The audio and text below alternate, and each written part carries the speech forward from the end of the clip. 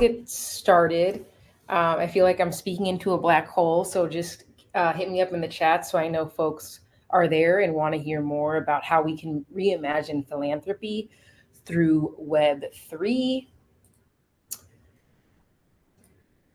A little bit about me. I am the CEO and co-founder of GivePact, a crypto fundraising platform for nonprofits. I've also spent the bulk of my career as the digital engagement director at the Innocence Project, where we help get people out of prison who are wrongly convicted. And I got my career started working for President Obama on his digital organizing team and in news at MSNBC. And I am, my mother was born in Barranquilla, so that's my heritage and culture, and I grew up speaking Spanish.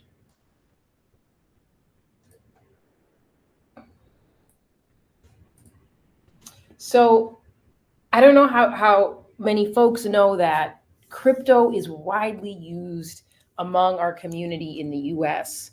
24% of us identify as having crypto, which is more, if we're 19% of the population, we're punching above our weight in terms of being crypto holders. And with that, it's even stronger in Latin America. 51% of Latin Americans have used cryptocurrency, where we have Argentina and Colombia as some of the biggest locations where that is being used. Hola, thank you, Val. And I would say it makes sense in Argentina that it's one of the biggest places, because in 2011, when pretty much their dollar crashed, people looked to crypto as an alternate form of currency to do transactions and keep their money safe. Yes, they're big numbers, so we should start paying attention to them. So when we talk about philanthropy, what exactly are we talking about? We're talking about giving to the causes we care about, putting time as volunteers, and also we look for tax optimization opportunities as an added benefit. So I just want to broaden the idea that philanthropy just isn't monetary, but we can show our care for the causes we love through time and volunteerism as well. My next question is, have you considered how Web3 can advance your cause?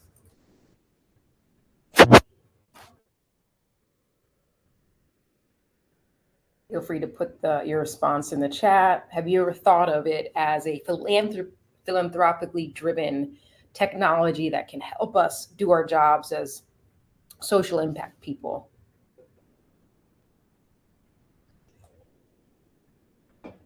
All right, great. You haven't thought about it, so let's start thinking about it. So the majority of nonprofits don't have the means to accept crypto, but it's a massive giving opportunity. Number one, because the market is growing overall. And number two, because crypto donors give 81 times more than cash donors. It's one of the fastest growing asset classes, and it's bringing in young people. Crypto donors are largely millennials and Gen Zers who have accumulated these coins quickly, and they're giving more. The average donation is $10,455. Again, crypto holders tend to be younger, wealthier, and more generous than a cash donor. So why would you want to give? Crypto is treated like real estate in the US. You can reduce your capital gains by selling it, by donating it before you liquidate it. So if you make crypto gains, donating directly to the causes you care about can offset some of your taxes for that year. So that might make sense as to why people are donating such big numbers. Another tool, both as social impact people and as as individuals yourselves is to consider donor advised funds, which I'll talk about more what it is. But ultimately, it's a tool used by wealthier people who are older and totally underutilized by folks of our age. So this is a big opportunity for you as a individual when you're thinking about giving, and you as a nonprofit trying to tap into the sorts of resources that folks put large amounts of money in.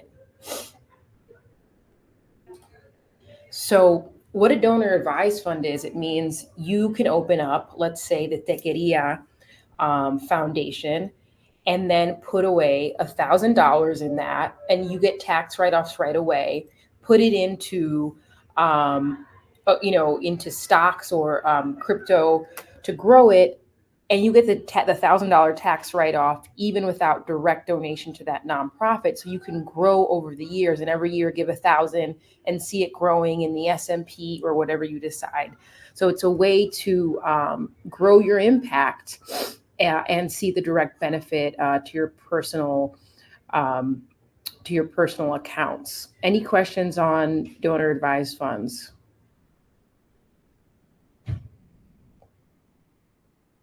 Great. So why does Web3 matter for your cause? And we will get into what it is I'm talking about when I say Web3. Number one, it's a new technology that can help you organize social movements and fundraising. People are excited about using NFTs and putting a bit of their revenue into into meaningful partnerships. Community is very central to what we're seeing in the space. And again, crypto donors and companies are looking for tax optimization opportunities, and partnering up with a charity that they're passionate about will make sense. So when we talk about Web3, what are we talking about? If we think of Web 1 as Google, the AOLs of the world, where we're searching for information and getting it, Web 2 is social media. You're contributing, you're producing content for Instagram, you're producing content for LinkedIn. What do you get in return? Well, you might get hacked. You might get, you don't get any money unless you're explicitly selling a product. So here we are contributing to Mark Zuckerberg's wealth, contributing to Jeff Bezos' wealth. But what are we as consumers who are putting in our time and energy into sharing our stories and producing our content? Nothing. So Web3 is about saying, let's give people who put in work a fair share at owning, whether it's a token or the value of the company. Does that make sense? So we're redistributing funds to the people who help make our company what it is, instead of just letting the founder and the board of directors and the executives benefit from our labor. And that is the emergence of Web3. It's a great alternative to big tech products. Email is run by Google, Facebook by Zuckerberg. And again, these are platforms that we're contributing to, but the ROI doesn't always go into those who make it what it is. We, as users in the community, and play a role in how the platform grows and is governed, get to shape decisions and shape the future through DAOs, decentralized autonomous organizations, again, where you're looking at a decentralizing power from two individuals to the community. Let democracy decide how we should lead the company, what partnerships we should do, what should be the rules of how the community conducts itself. Another way to look at it is Web3 tries to prevent large monopolistic players. Apple, for instance, if you guys are programmers on Apple, they take 30% of your app revenue, whereas OpenSea, the largest market for NFTs, only take 2.5. So, and even, we're talking about Bitcoin and Ethereum, which are the largest coins within the space. The whole goal is to make a currency available to more people with less bank fees, with less bureaucracy, we should be able to send payments as we wish around the world without extraordinary fees, the way a Western Union may charge. And here's the example of how the fees are much smaller than starting an app on Apple. So here we go. If you see on the top right, the value of Web 2 is mostly through investors, mostly builders, creators, and users don't get much value in return, whereas Web 3 seeks to equalize everyone, the users, the creators, the builders, and the investors. That sounds good to me. So the big opportunity here is to decentralize how organizations are built to make it more equitable and accessible to everyone, especially those who have been left out of traditional markets. You don't need your passport. You don't need the bank to approve you. You don't need check statements. You can really be a valuable partner and investor in this space without all of the traditional capitalistic checks and balances. In fact, another thing that inspires me about this space is the founder of Ethereum, the second biggest currency after Bitcoin.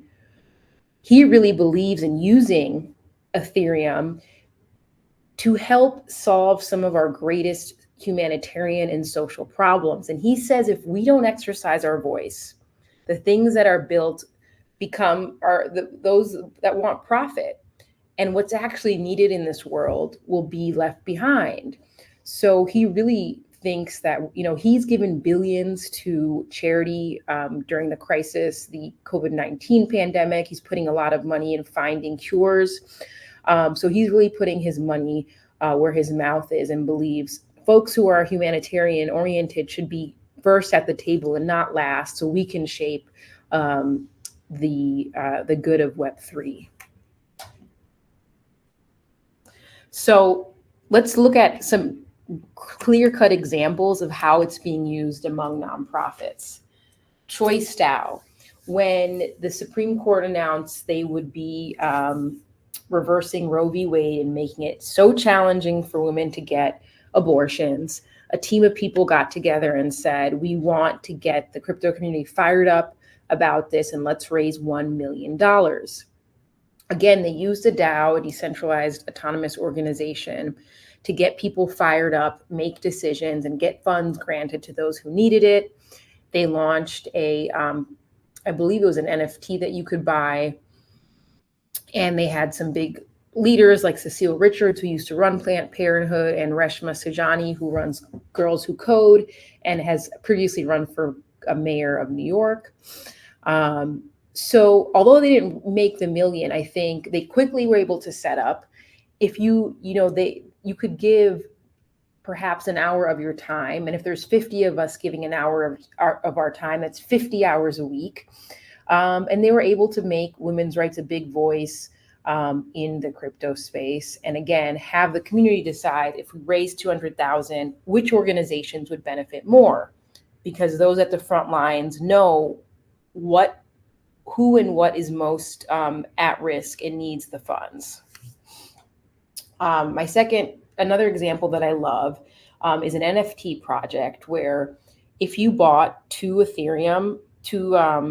one NFT for 2 Ethereum at the time, which is around $6,000, it went to a 3D house in Mexico and El Salvador. So here you're giving, you see the exact, you have this token that shows that you help provide a sustainable house for a family who wouldn't otherwise. And it's done by an artist who, has some notoriety, but it's a way to showcase and be proud of all your philanthropic efforts and develop a relationship between the nonprofit and the donor in a more meaningful way. So again, buying an NFT that represents the house you built for a family who wouldn't ordinarily have one. News Story works to end homelessness around the world. Love this example. So what we're doing is making it super easy to connect you all as donors or future crypto donors to any nonprofit, help you open up donor advised funds, which allow you to increase your impact and get immediate tax write-offs. And then as developers, use our API to make giving in the space seamless. What our bigger vision here is to redefine giving and put community at the center of it all. Happy to chat or take any questions if folks have any.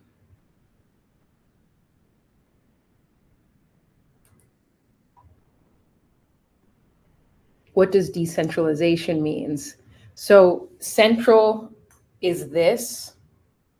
Okay, so if you think about Bank of America, they're making decisions within the executive powers of those people. Decentralizes shifts the power to the consumers and to people who use it. What blockchain technology does is instead of having a transaction between Bank of America and Chase, it's saying we're going to have these computer validators which can make transactions between two people without having one authority. Computers do it and it's double checked and this and that. And so there's not one person who owns that. It's owned by the whole system.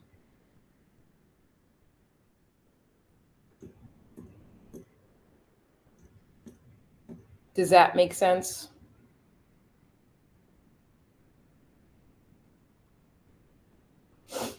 If you think of a co-op, a co-op building, for instance, the owners of the people who have ownership in the buildings, they don't technically own their apartment. They own shares in the building and can make decisions on, should we get a new barbecue? Should we let should we cut rent for veterans or people who are disabled? So community makes a decision. There's no centralized authority. So that's another way to look at it.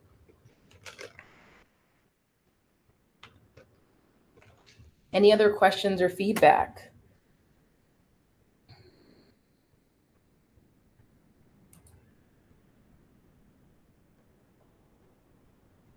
All right, Val, thanks for being a super engager and asking questions. Feel free to get in touch if you want to learn more, if you want resources to continuing your journey in Web3, or if you have a nonprofit that wants to get on the platform, it's free for them.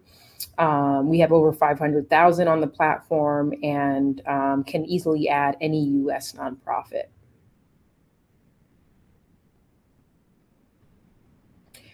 Suzanne, it depends the community. I was largely speaking to the ways in which philanthropy doesn't just mean money, but we can show it in hours of volunteerism, which is super helpful, and a way that a lot of separately decentralized communities are run. They're run by people putting in. They're not getting paid. They might get paid in tokens, but they're putting in time to help contribute to a project's success. And I mean it in the sense of charities specifically. All right. Thank you so much. For those of you in New York, I'll see you at Shopify.